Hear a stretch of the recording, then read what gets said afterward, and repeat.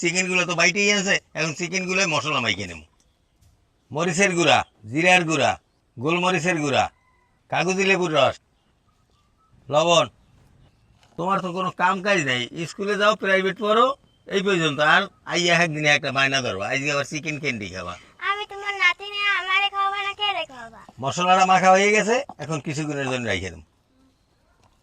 এইগুলো কিন্তু রুটির পাশের পোড়া অংশটা, এইটা এখন ব্লেন্ডার করে নেবো। এই যে রুটিগুলো গুঁড়ো করে নিছি, এখন বানানো শুরু করি।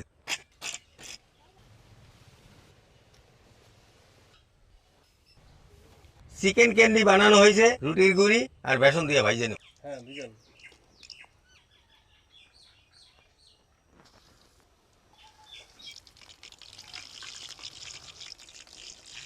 ভাজা হয়েছে, এবার উঠে এলাম।